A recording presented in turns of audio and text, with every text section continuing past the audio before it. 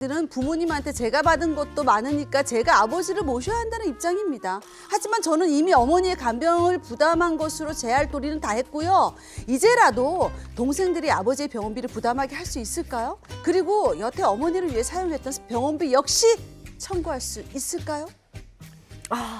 고령화 아이고. 사회로 접어들면서 주변에서 이거 흔히 봅니다. 간병 네. 문제로 다투는 집들 많이 많죠. 있고 이런데 예. 일단 자세한 얘기를 한번 좀 들어보죠. 네. 네, 자세한 얘기는 이렇습니다. 4남매 중에 장녀였던 이 A씨가 결혼이 늦어지면서 부모님을 모시게 됐고요. 이 홀로 부모님의 생계까지 다 책임을 지고 있었어요. 그런데 어머니께서 당뇨를 앓고 계셨는데 이 당뇨가 좀 심해지면서 결국은 3년 전에는 신장 투석까지 시작하게 됐습니다. 근데 결국은 상황이 악화되면서 어머니는 당뇨 부작용 또 그 합병증으로 돌아가시고 말게 돼요. 근데 문제는 뭐냐면 어머니 돌아가시고 나서 얼마 후에 아버지까지 치매 진단을 받게 됩니다. A씨는 그동안 어머니의 병원비로 들어간 돈만 해도 수천만 원이 넘고요. 또 앞으로 아버지의 간병비 역시 이 담당하기엔 너무나 많은 비용이 있기 때문에 이제라도 내 동생들에게 아버지의 병원비를 좀 나누어서 또 부담을 좀 했으면 좋겠다. 또 여태 어머니를 위해서 내가 사용했던 병원비 역시 내가 청구할 수 있을지 궁금해하는 상황입니다. 이게 어르신들 간병 안 해본 집에서는 이해를 못 할 거예요. 네. 근데 해본 집은요, 이게 간병인 비용이라든지 또 그럼요. 요양원에 가시기 전에 요양병원이라는 것도 굉장히 비싸기 때문에 네. 이 비용 자체가 큰 부담이 그렇죠. 되거든요. 만만치 않죠. 이 치매 환자가 내년이면요 100만 명을 넘어선다고 합니다. 뭐 대부분이 사실 자녀가 이제 뭐 간병이나 돌봄을 하는 경우도 많거든요. 네. 그렇죠. 맞습니다. 정말 안타까운 상황이죠. 보건복지부의 조사에 따르면요. 치매 환자 4명 가운데 3명 정도는 그러니까 결국 자녀, 가족들이 돌봄을 맡고 있다는 그런 조사가 나오고 있습니다. 간병이 쉽지 않은 일이죠. 신체적으로도 특히 아픈 사람을 돌보는 것이 이 돌보는 사람, 간병인의 정신적으로도 굉장히 극심한 스트레스를 주고 있다. 이런 통계도 자료적으로도 확인이 되고 있는데요. 절반 정도는 이미 간병으로 내가 이렇게 하는 것이 부담스럽다. 맞아요. 이렇게 느끼고 있다라는 그런 조사가 있습니다. 간병비 얘기도 해주셨잖아요. 경제적인 부담도 상당합니다. 이 1인당 연간에 이 치매 환자에 대해서 드는 이 간병비가 2천만 원이 넘는다고 해요. 아유. 금전적으로도 사실 굉장히 큰 부담을 주고 있어서 개인이 감당하기엔 정말 쉽지 않다. 네. 이렇게 보입니다. 보통 우리가 40대에 가장 소득이 많고 50대 후반, 이제 60대로 가면서 소득이 확 줄게 되는 거잖아요. 네. 근데 요즘에 이제 어르신들 건강들 하시다가 내 나이가 그때쯤 됐을 때 어르신들이 많이 또 편찮으세요. 맞아요. 그러니까 내 병원비에 어르신들 병원비에 간병비까지 부담하려니까 정말들 힘들어 하는데 네.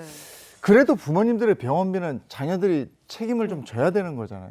일단은 우리가 부양 의무라고 하면은 좀 1차적 부양 의무랑 2차적 부양 의무로 나눠서 볼 수가 네. 있는데요. 1차적 부양 의무가 우리가 이제 흔히 생각하는 부모가 자식을 이제 부양하는 경우, 그리고 부부 간에 부양을 하는 경우가 있고, 그 2차적 부양 의무가 이 사건과 같은 경우예요. 그 성년이 된 자녀들이 이제 부모를 부양해야 되는 의무를 얘기를 하는데, 아니 나는 다 자랐는데 이제 뭐 내가 반드시 우리 부모님을 부양을 해야만 법적 의무가 있습니까? 뭐 도리적 의무는 모르겠지만 네네네. 그렇게 여쭤보실 수 있는데 2차적 부양 의무는 있습니다. 다만 이제 2차적 부양 의무가 1차적 부양 의무와 차이점을 우리가 좀 보자면 1차적 부양 의무는 이런 거예요.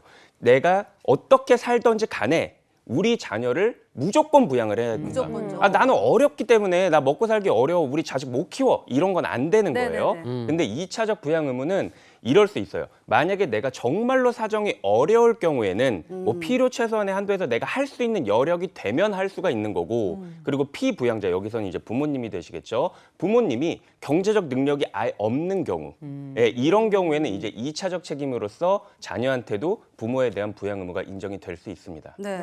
근데 사연에서 보면 큰딸이라서 부모한테서 지원을 더 많이 받았다는 그 이유 때문에 큰딸이 간병, 뭐 치료비 다 부담을 해야 된다. 동생들은 지금 그렇게 주장하고 있잖아요.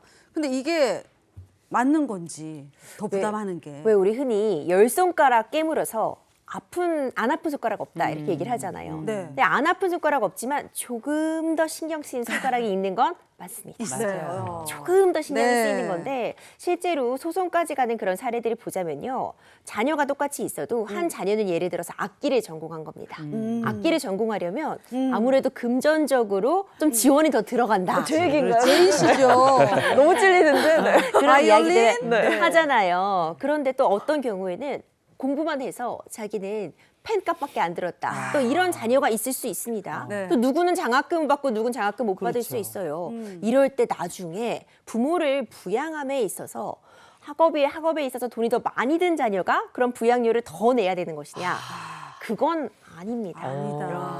이렇게 무자르듯 자를 수 없는 것이 사실 부모 자식 관계잖아요. 네. 이런 경우에 사실 현재 내가 부모를 부양함에 있어서 어느 정도 이 부양료를 내야 되는지는 현재를 좀 더 기준으로 한다고 볼 수 있어요.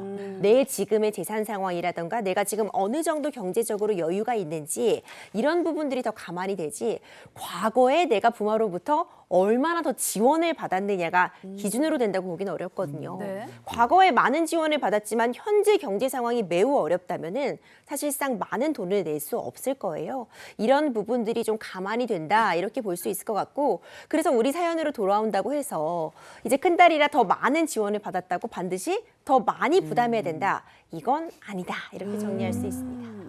네, 그럼 이 치매에 걸리신 이 아버지 생활비나 병원비는 이 사남매가 어떻게 이렇게 좀 나눠가지고 부담을 해야 될까요? 일단은 그 당사자들끼리 합의가 되면은 합의가 제일 좋겠죠. 네네. 그러나 합의가 되지 않을 경우 늘 이제 이런 부분에 다툼이 많이 생기니까 그러면 결국에는 법원으로 갈 수밖에 없을 겁니다.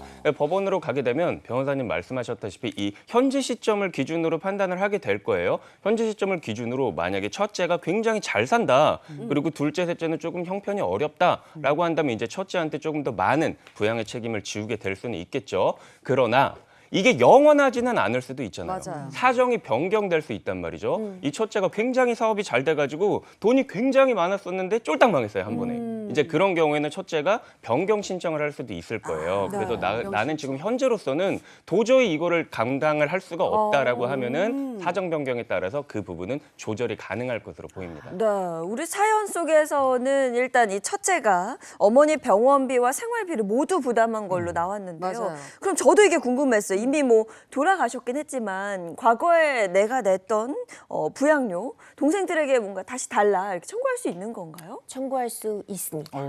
실제로 소송까지 가는 경우들도 많아요. 그러니까 자녀들이 다 고르게 비슷하게 잘 살면 참 좋겠죠. 그런데 그렇지 않은 경우들 많습니다. 자녀 가운데 경제적으로 좀 여유로운 사람이 있다면 그 사람이 대부분의 이런 간병비를 대는 경우들 흔하죠.